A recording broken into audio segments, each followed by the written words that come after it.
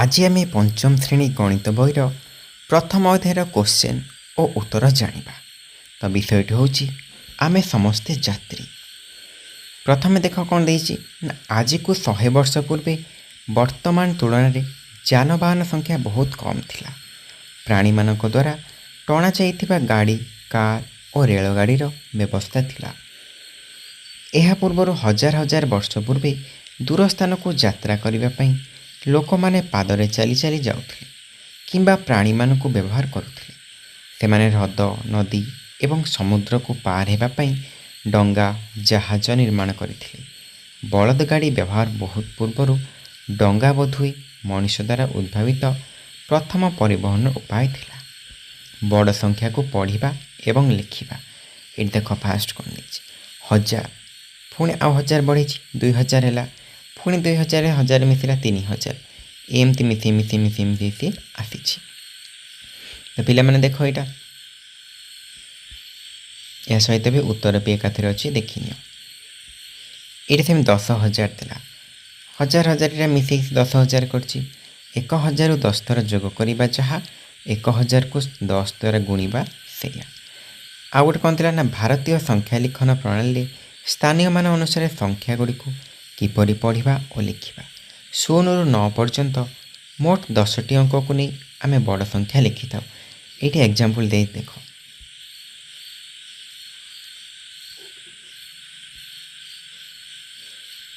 Example ଗୁଡ଼ାକ ଭଲକି ଦେଖ। ଏହି 10,000ରୁ ବଡ଼ ସଂଖ୍ୟା ଓ 9,999ରୁ ସାନ ସଂଖ୍ୟାକୁ ଆମେ କିପରି ପଢ଼ିବା ଓ ଲେଖିବା। ଏଇଟା ସଂଖ୍ୟା 10,000, 1000, 100, ଦଶକ, ଏକକ ଓ ସଂଖ୍ୟାର ନାମ। ଆମେ ଯେଉଁ ସ୍ଥାନୀୟମାନ ଚାର୍ଟରେ ସେଇଟା କଲା। ଏହାର ଦେଖିପାରୁଥିବ ଉତ୍ତର।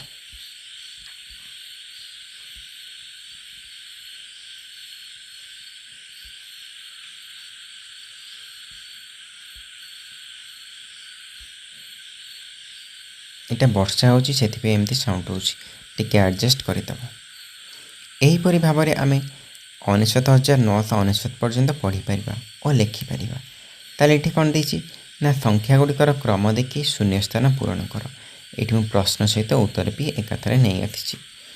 456, ପୁଣି 567, 678, 789, 900 ଏମିତି ମିଶି କ୍ରମ ଦେଖି କରିବ। ଦେଖିଦିଅ ଉତ୍ତର ଭଲ ଭାବରେ ଦେଖିଦିଅ, ଆଗେ ବୁଝିବ ତାପରେ କରିବ। କେତେ ମିଶେଇକି ଆଗକୁ ଯାଇଛି ଦେଖ। 2 ନମ୍ବର କ'ଣ ଥିଲା ନା ଆବଶ୍ୟକ ସ୍ଥଳେ କମା ବ୍ୟବହାର କରି ଶୂନ୍ୟସ୍ଥାନ ପୂରଣ କର। ଏଠି 8045 ଦେଇଛି, 8045 ମାନେ 8 ପାଖରେ କମା, ବୁଝିପାରୁଛ ତ? ଦେଖ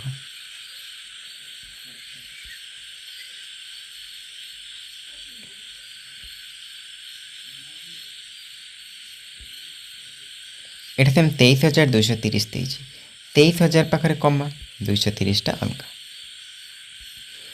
ନିମ୍ନରେ ଦିଆଯାଇଥିବା ସଂଖ୍ୟା ଗୁଡ଼ିକୁ ସାନରୁ ବଡ଼ କ୍ରମରେ ସଜାଇ ଲେଖ। ଆବଶ୍ୟକ ସ୍ଥଳେ ସଂଖ୍ୟା ରେଖା ବ୍ୟବହାର କରିପାରିବ। ଏଇଟା ବି ଦେଖ, ମୁଁ ପ୍ରଶ୍ନ ସହିତ ଉତ୍ତରକୁ ନେଇ ଆସିଛି। ଫାର୍ଷ୍ଟ ସଂଖ୍ୟା ରେଖା, ତାପରେ ସାନରୁ ବଡ଼ କ୍ରମରେ ସଂଖ୍ୟାକୁ ଲେଖିଲା। ଦେଖ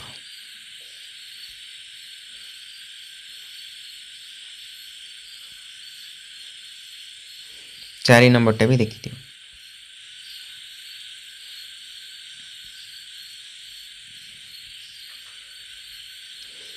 ଅଙ୍କ ଗୁଡ଼ିକର ସ୍ଥାନ ବଦଳାଇ ଲେଖିବା।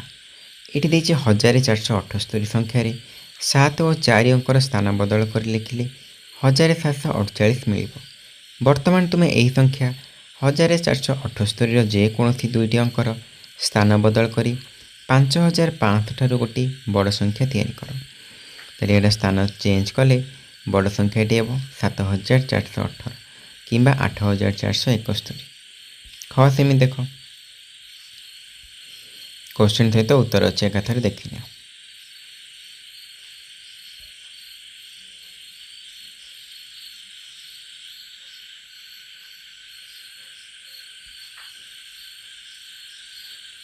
बुझिपारछ तो? कमेंट माध्यम मते निहाती जणाइब।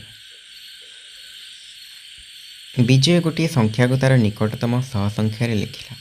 ସୀମା ସେହି ସଂଖ୍ୟାକୁ ତା'ର ନିକଟତମ 1000 ସଂଖ୍ୟାରେ ଲେଖିଲା। ଉଭୟ ସମାନ ଉତ୍ତର ପାଇଲେ ସେମାନେ ନେଇଥିବା ସଂଖ୍ୟାକୁ ଗୋଲ ଦେଇ ଚିହ୍ନାଅ। 7030 ଓ 6999 ସଂଖ୍ୟା ଦ୍ୱୟର ନିକଟତମ 100 ଓ ନିକଟତମ 1000ର ସମାନ ଉତ୍ତର ଆସିବ।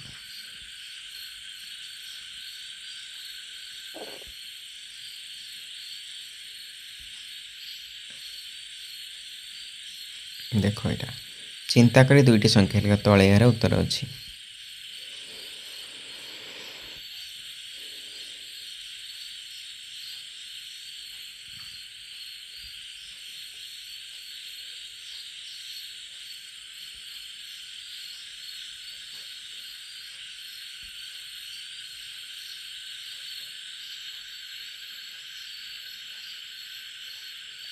ଏଇଟା ଟିକେ ଦେଖ ଧାରା ଗଣିତଟା।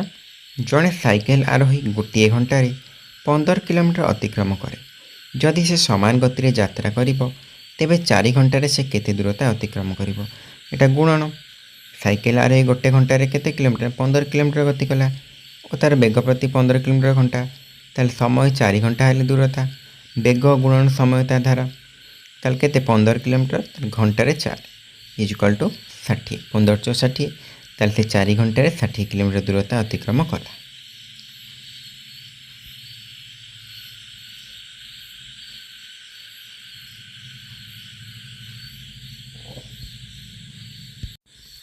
ଦୁଇ ନମ୍ବର ଦେଖ ସେମିତି, ଯେଉଁଟା ଡାଉଟ୍ ରହୁଛି ମୋତେ କମେଣ୍ଟ ମାଧ୍ୟମରେ ନିହାତି ଜଣାଇବେ। ବିଦ୍ୟାଳୟର ସମୁଦାୟ ବାଳକ ଓ ବାଳିକା ମିଶି 461 ଯୋଗ 439 ଇଜୁକାଲ୍ ଟୁ 900 ଜଣ। ତାହେଲେ 900 ଜଣ ଯିବା ପାଇଁ 900 ହରଣ 2 ଇଜୁକାଲ୍ ଟୁ 450ଟି ସାଇକେଲ ଆବଶ୍ୟକ। ବୁଝିହେଉଛି? ଦେଖ ଭଲକି।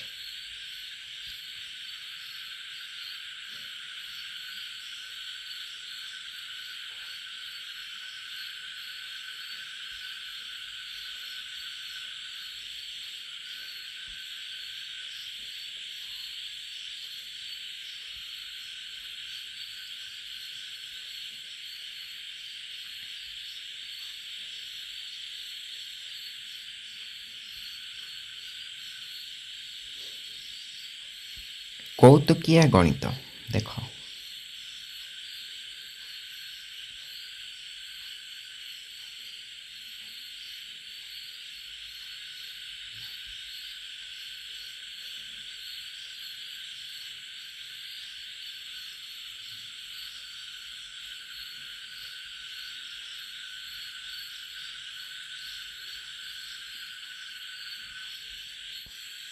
ଏଠି ଦେଇଛି ତୁମେ ଯେକୌଣସି ଦୁଇଟି ସଂଖ୍ୟା ନେଲେ ବି ଶେଷରେ ଉତ୍ତର 9 ପାଇବ।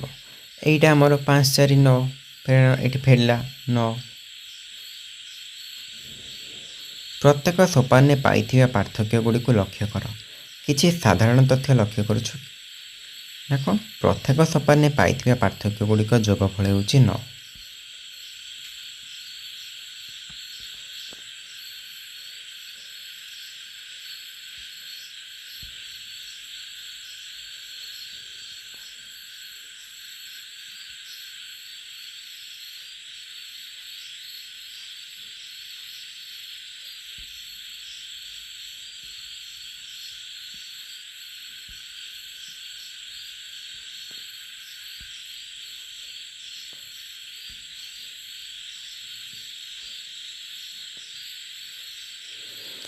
ତେଇଶ 568 ଏବଂ 24,234 ମଧ୍ୟରେ 5ଟି ସଂଖ୍ୟା ଲେଖ।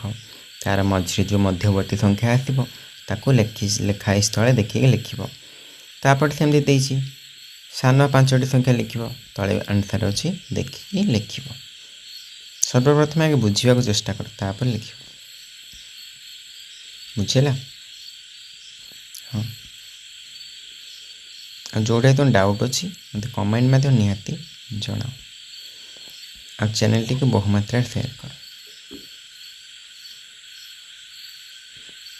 এটা ସେମିତି ଠିକ୍ ଉତ୍ତର ବାଛି ଶୂନ୍ୟସ୍ଥାନ ପୂରଣ କର।